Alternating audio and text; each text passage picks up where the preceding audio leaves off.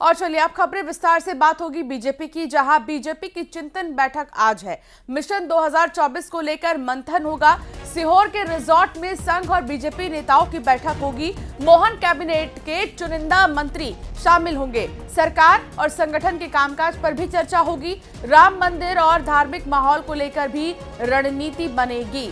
तो मोहन कैबिनेट की बैठक, सरकार और संगठन के कामकाज पर चर्चा होगी और साथ ही राम मंदिर और धार्मिक माहौल को लेकर रणनीति बन सकती है। सीहोर में बीजेपी की चिंतन बैठक, सीहोर के रिजॉर्ट में संघ और बीजेपी के नेताओं की बैठक होगी और रिजॉर्ट की यह मुलाकात बेहद खास है। शैलेंद्र भदौरिया संवाददाता साथ जुड़ गए हैं। शैलेंद्र, आज रिजॉर्ट की जो ये मीटिंग है वो कितनी खास रहने वाली है? कौन कौन आज इसमें शामिल होगा? जो बड़े दिग्गज नेता हैं, जो आलाकमान से जुड़े नेता हैं, क्या वो भोपाल पहुंच गए हैं?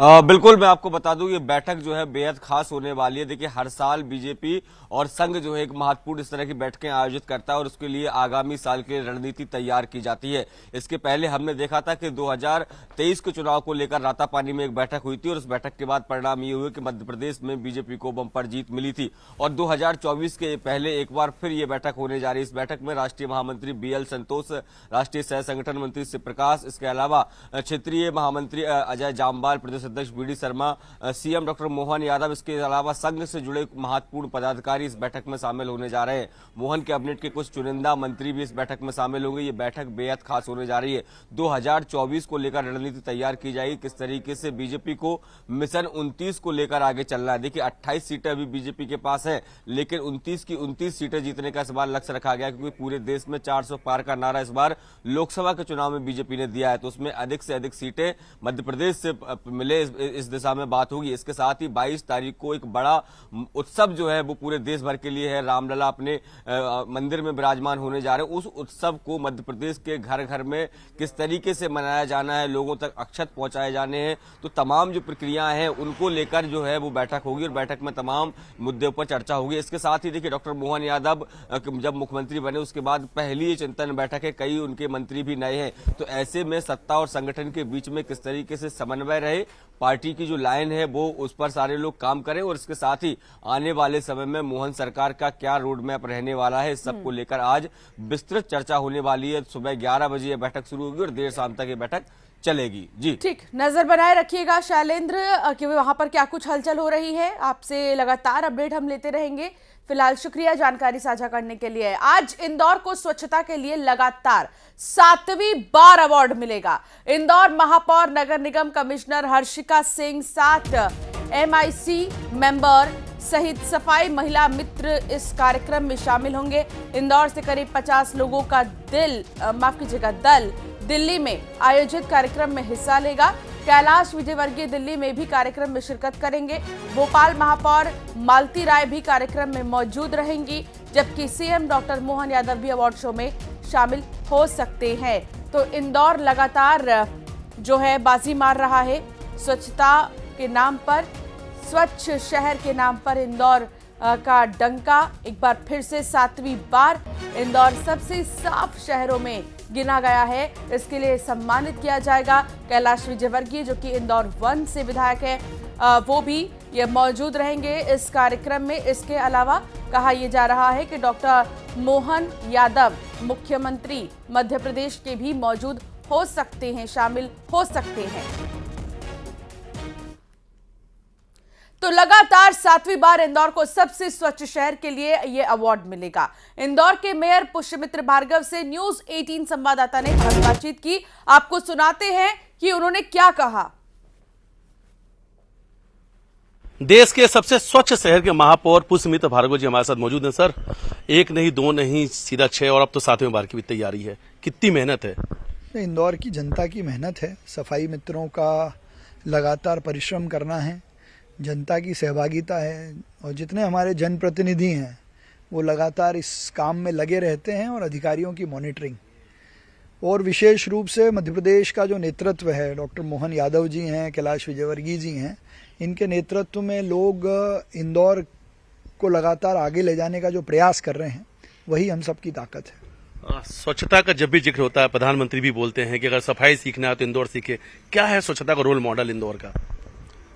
इंदौर की अपनी आदत है, बिहेवियरल चेंज है, जन भागीदारी है और प्रधानमंत्री मोदी जी का देश को स्वच्छ करने का जो संकल्प था वो इंदौर ने पूरा करके बताया है। कई तरह के नवाचार हैं, चाहे वो वेस्ट टू आर्ट हो, वेस्ट टू वेल्थ हो, बायो सीएनजी प्लांट हो, बायो रेमिडिएशन हो, 3R के ऊपर जाके 4R 5R तक काम कर रहा है इंदौर। सफाई मित्रों की अथक मेहनत है, ग्रीन वेस्ट मैनेजमेंट है, सीएनडी का मैनेजमेंट है, सेग्रीगेशन एट सोर्स है। तो ऐसे कई सारी चीज़ें हैं जो इंदौर कर रहा है। देश का इकलौता शहर है जो 6 प्रकार से अलग अलग कचरों को अलग करता है। देश में एकमात्र ऐसा शहर है जो डोर स्टेप्स पे, सोर्स पे कचरे को 6 हिस्सों में अलग अलग सेग्रीगेट कर कर गार्बेज स्टेशन से पहुंचाता है, जहां वो रिसाइकल होकर वेल्थ बनाने का काम करता है। तो कचरे से पैसे कमाने वाला शहर है इंदौर। कचरों का पहाड़ था, अब जहां बहुत सुंदर गार्डन बन गया। कचरों का पहाड़ है, सुंदर गार्डन बन गया है और अब लोग वहाँ प्री वेडिंग शूट भी करते हैं। तो ये इंदौर की ताकत है अपने आप को बदलने की। बदलने में कितनी मेहनत लगी? क्या कुछ सख्त निर्णय भी देखने को मिला? अक्सर आपको भी देखा गया कि आप सुबह दौरा करने निकले, कई बार आपका सख्त चेहरा भी देखने को मिला कि जब आप नाराज भी नजर आए। देखिए, अच्छी आदतें बड़ी मुश्किल से आती हैं और वो अच्छी बनी रहें उसके लिए बहुत मेहनत भी करनी पड़ती है, डांट खानी भी पड़ती है, डांटना भी पड़ता है। तो ये एक सतत प्रक्रिया है जो पिछले 6-7 साल से इंदौर में लगातार चल रही है और इंदौर ने अब इसको अपनी आदत बना लिया है। रंग पंचमी में लाखों लोग इकट्ठा होते हैं। देश का सबसे मशहूर रंग पंचमी जो गेर है इंदौर निकाली जाती है। चंद घंटों के अंदर पूरा जो राजवाड़ा क्षेत्र साफ कर दिया जाता है। सफाई की टीम, डेजिग्नेटेड टीम जो है वो इस काम को तैयारी करके अपने हाथ में लेती है और इस बार 7वें आसमान के लिए इंदौर तैयार है। वीडियो जर्नलिस्ट संजय बुआ के साथ मिथिलेश गुप्ता, न्यूज 18 इंदौर। तो इंदौर का जलवा बरकरार है। आप सुन रहे थे क्या कहना था महापौर का। आगे बढ़ेंगे, बात करेंगे अयोध्या की। अयोध्या में रामलला की प्राण प्रतिष्ठा को लेकर कांग्रेस ने निमंत्रण को ही ठुकरा दिया है। सोनिया गांधी, मल्लिकार्जुन खड़गे और अधीर रंजन चौधरी प्राण प्रतिष्ठा के कार्यक्रम में नहीं जाएंगे। अयोध्या में 22 जनवरी को रामलला की प्राण प्रतिष्ठा के साथ राम मंदिर का उद्घाटन होना है, जिसके लिए सोनिया गांधी, मल्लिकार्जुन खड़गे और अधीर रंजन चौधरी को न्योता मिला था। लेकिन कांग्रेस ने इसे आरएसएस का कार्यक्रम और बीजेपी का चुनावी एजेंडा बताते हुए समारोह में शामिल होने से ही इनकार कर दिया और निमंत्रण को अस्वीकार कर दिया है।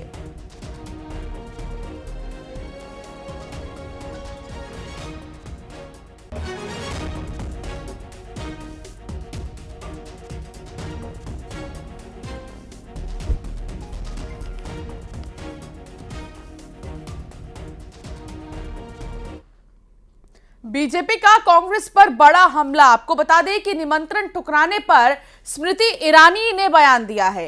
कांग्रेस का राम विरोधी चेहरा सामने आ चुका है। ये स्मृति ईरानी ने कहा, केंद्रीय मंत्री अनुराग ठाकुर का पंडित नेहरू पर निशाना। सीधे तौर पर राम राज्य के परिपूर्ण शासन करने में अक्षम थे नेहरू, ये भी उन्होंने कहा था। नेहरू जी के पास स्वदेशी विचारधारा का अभाव था। स्मृति ईरानी ने निशाना साधा कांग्रेस पर और जिस तरीके से कांग्रेस ने निमंत्रण को ठुकराया है उस पर कहा स्मृति ईरानी ने कि कांग्रेस का राम विरोधी चेहरा सामने आ गया है। इस पार्टी का प्रभु राम विरोधी चेहरा राष्ट्र के सम्मुख प्रस्तुत हो चुका है। यह आश्चर्य की बात नहीं। 500 वर्षों का संघर्ष, 100 सालों से ज्यादा कोर्ट के चक्कर अब पूरे हो गए।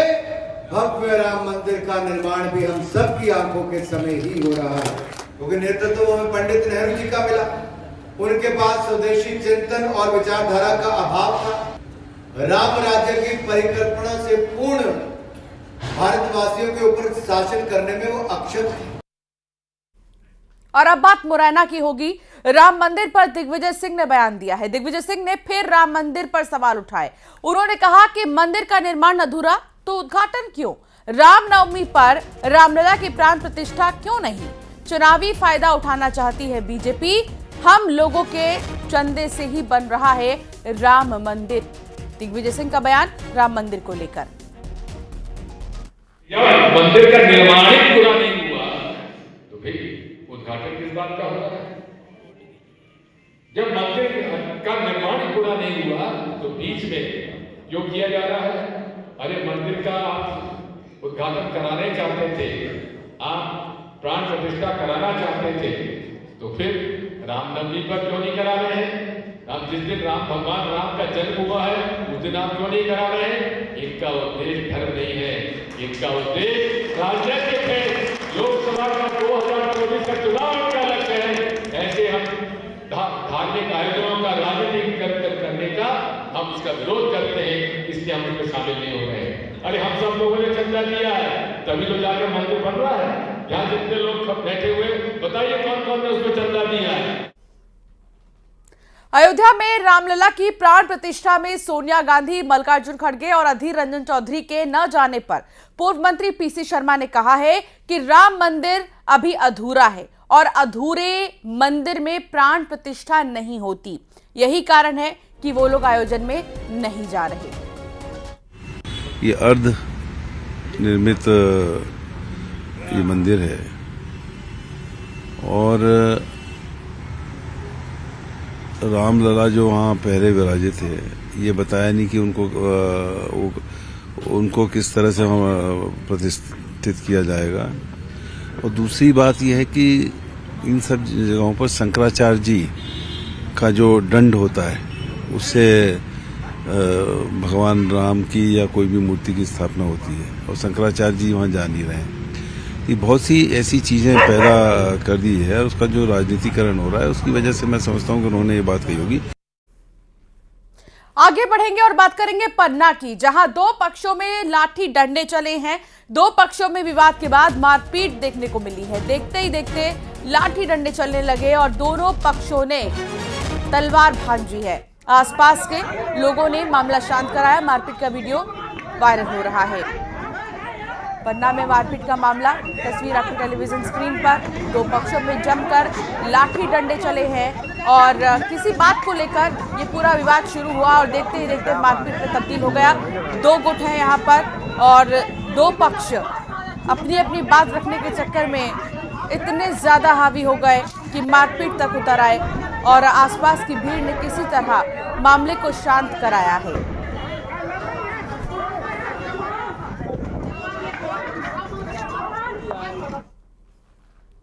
पन्ना में मतदान करने की तालिबानी सजा मिल गई है। कुशवाहा समाज को यह सजा मिली है। गांव के ही लोगों ने हुक्का पानी बंद कर दिया। बड़ी महोड़ में मतदान करने की ये सजा उन्हें मिल रही है। मंदिर की प्राण प्रतिष्ठा न करने के भी आरोप हैं। कुशवाहा समाज ने कलेक्टर को अब ज्ञापन सौंपा है। तो तालिबानी सजा और अब ज्ञापन सौंपा गया है कुशवाहा समाज की ओर से। पन्ना में मतदान करने पर यह सजा दी गई है। कुशवाहा समाज को तालिबानी सजा दी गई है। यहाँ पर पानी बंद कर दिया गया है, दाना पानी बंद कर दिया गया है उनका। फिलहाल आपको बता दें कि इस समाज ने कलेक्टर को ज्ञापन सौंप दिया है। अपनी समस्याओं को लेकर कलेक्टर के पास पहुंचे और कलेक्टर को ज्ञापन सौंपा गया है। कांग्रेस प्रदेश अध्यक्ष जीतू पटवारी भिंड के दौरे पर रहे, जहां अटेर विधानसभा में उनका जोरदार स्वागत किया गया। जीतू पटवारी का आधा दर्जन से ज्यादा बुलडोजर से फूल बरसाकर ऐतिहासिक स्वागत किया गया। ये देखिए तस्वीर आपको दिखा रहे हैं। बुलडोजर में फूल भर दिया गया और यहां पर फूल से वर्षा की गई है, पुष्प वर्षा की गई है। अटेर विधानसभा क्षेत्र के कार्यकर्ताओं ने जान की बाजी लगाकर बुलडोजर पर खड़े होकर स्वागत में फूलों की बारिश की है। इस दौरान नेता प्रतिपक्ष उमंग सिंघार, उपनेता प्रतिपक्ष हेमंत कटारे और कई लोग यहां पर मौजूद थे जिनका स्वागत किया गया। जीतू पटवारी कांग्रेस के प्रदेश अध्यक्ष, मध्य प्रदेश के लिए कई जिम्मेदारियों के साथ वो बीते कई दिनों से बैठकें करते हुए नजर आ रही है, लेकिन जब वो अटेर पहुंचे तो यहां पर देखिए काफी अनोखे अंदाज में, काफी अलग अंदाज में उनका स्वागत किया गया।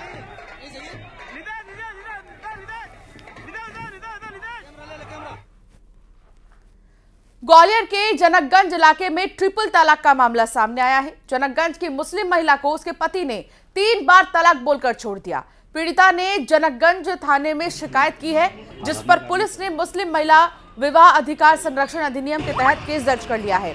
अब आरोपी इमरान की तलाश में पुलिस जुट गई है।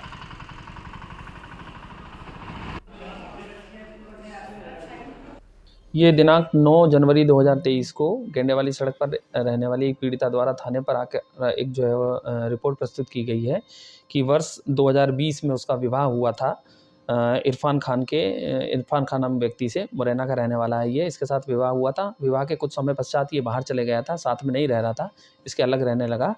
और ये अभी 3 जनवरी 2020 को फिर से ये जो है इसके मायके पे आया जहाँ ये पीड़िता रहती है। उसने कहा कि मैं अब तुम्हारे साथ नहीं रहूँगा और 3 बार जो है वो तलाक कह के उसे तलाक दे दिया। पीड़िता की रिपोर्ट पर जो है वो मुस्लिम महिला विवाह अधिकार संरक्षण अधिनियम के अंतर्गत प्रकरण पंजीबद्ध किया गया है और प्रकरण अभी अनुसंधान में है। अब खबर मंडला से आ रही है, जहां हाईवे पर चलने वाले वाहनों से अजब गजब तरीके से अवैध वसूली की जाती है। हाईवे पर चलने वाले वाहनों के लिए जबलपुर संभागीय उड़न दस्ता जबलपुर की टीम ने कई रंग के कार्ड बनवाए हैं, जिस पर सिर्फ गाड़ी का नंबर लिखा होता है और किस तारीख को जारी किया गया वो लिखा है। इसके साथ ही गोले में लिखा होता है नंबर, जो कि रुपए बताते हैं। अगर गाड़ी छोटी है तो सफेद कार्ड जिसमें 1500 रुपए, और अगर बड़ी गाड़ी है तो पिंक कार्ड, उसमें 2000 रुपए लिखे होते हैं। इसके साथ ही कार्ड में कब से कब तक ये कार्ड वैलिड रहेगा उसकी तारीख भी लिखी रहती है। परिवहन के आरक्षक खुद ही बताते हैं कि अलग अलग हाईवे पर 3-3 दिन खड़े रहने का आदेश है, इसके तहत खड़े रहते हैं। तो वसूली का एक अलग ही खेल यहां पर चल रहा है और अब तमाम बयान भी सामने आ चुके हैं। 2000 रुपये लिए। कितना लिया? 2000 रुपये लिए हमारे से। कुछ रसीद दी उन्होंने आपको? हाँ, ये रसीद दी हमारे को। क्या है ये? बस ऐसे ही है ये। इसका क्या मतलब होता है इस कागज का? ये 20 है, मतलब 2000 रुपये। 2000। हाँ। तो अभी आप यहाँ से जाएंगे आएंगे तो ये हर महीने रोज लग देगा? नहीं, रोज है, महीने का बना दिया ये। अभी कितने बार आओ निकलो आप। 2000 रुपये। कहाँ जा रहे हो आप? छत्तीसगढ़ मंगेली। हाँ। कहाँ क्या ले हो सामान? इसके अंदर खाली बोतल है दारू का। अच्छा, तो वो आरटीओ वालों ने चलान ठोका आपका? नहीं, चलान नहीं ठोक रहा। अंडरलोड गाड़ी है। हाँ। एंट्री लिया 300 रुपये। एंट्री ली? हाँ, 300 रुपये। किस बात की एंट्री? अब क्या बताएं, एंट्री में कुछ बोल देते हैं। ये इसी फलानी चीज नहीं है, ये नहीं है, वो नहीं है। गाड़ी अंडरलोड भी रहती है, फिर भी पैसा रोड में एमपी में लेते ही हैं। हर बॉर्डर में भी 2000, यहाँ 2000 रुपये लेते हैं। पीछे आप चल जाइए, पीछे में भी लेते हैं पैसा 1200 रुपये। वो कि गाड़ी पेपर ओके रहे, अंडरलोड रहे, उससे उनको कोई मतलब नहीं। कोई भी संतुष्ट होता नहीं है। जलानी कार्रवाई से आदमी बोलता है कि भाई हमारे पास जबरदस्ती जुर्माना कर रहे हैं, जबकि आप देखें, खुद ही देख रहे हैं, जो भी गाड़ियाँ रुक रही हैं ना कोई प्रॉपर ड्रेस कोड में है। किसी क्या बोलना चाहिए, अपना रिमोट टायर है। बहुत सारे 250 सेक्शन है मोटर व्हीकल एक्ट में, जो यांत्रिकी त्रुटियाँ कहलाती हैं, जिसके अंतर्गत हम लोग कार्रवाई करते हैं। किसी का जुर्माना 500 रुपये, किसी का जुर्माना 1000 रुपये, जैसी कमी पाई जाती है उसके अकॉर्डिंग ही जुर्माना राशि वसूल करके और वाहन को मुक्ति आता है। तो एमपी में सर्दी का सितम जारी है। 40 से ज्यादा जिलों में घना कोहरा छाया है। 1 दर्जन जिलों में बारिश दर्ज की गई है। भोपाल में दिन का पारा 10 डिग्री तक लुढ़का है। रात में तापमान में बदलाव नहीं होने की आशंका है। दिन में तापमान में और भी ज्यादा गिरावट दर्ज की जाएगी। तो ठंड का सितम मध्य प्रदेश में डबल अटैक इसलिए क्योंकि एक तो कोहरा और दूसरी तरफ बारिश, जिसके चलते ठंड बढ़ चुकी है। मौसम में लगातार गिरावट देखने को मिल रही है। तापमान में बदलाव अभी बहुत जल्दी होने की आशंका तो नहीं है। सर्दी का सितम इसी तरह जारी रहेगा। 40 से ज्यादा जिले ऐसे हैं जहां पर घना कोहरा छाया हुआ है। कुछ जिले तो ऐसे भी हैं जहां पर बारिश हल्की फुल्की हुई है और इसी तरह बीच बीच में बारिश होती भी रहेगी। अभी कोई राहत मध्य प्रदेश वासियों को ठंड से तो नहीं मिलेगी, क्योंकि अभी इसी तरह मौसम बना रहेगा। अलाव का सहारा ले रहे हैं लोग। चौक चौराहों पर अलाव का सहारा लेते आने जाने वाले लोग नजर आ रही है, क्योंकि इस बार मध्य प्रदेश में ठंड ने रिकॉर्ड तोड़ दिया है। सिवनी तहसील कार्यालय में लोकायुक्त जबलपुर की टीम ने छापा मारकर हल्का पटवारी शुभम राय और महेश राय को 8,000 रुपए की रिश्वत लेते रंगे हाथ गिरफ्तार किया है। पटवारी ने फरियादी कृष्ण कुमार डहरिया से जमीन बंटवारे के नामांतरण के लिए रिश्वत मांगी थी। फरियादी ने इस मामले की शिकायत जबलपुर लोकायुक्त से की थी, जिसके बाद लोकायुक्त ने पटवारी को रंगे हाथ गिरफ्तार कर लिया है।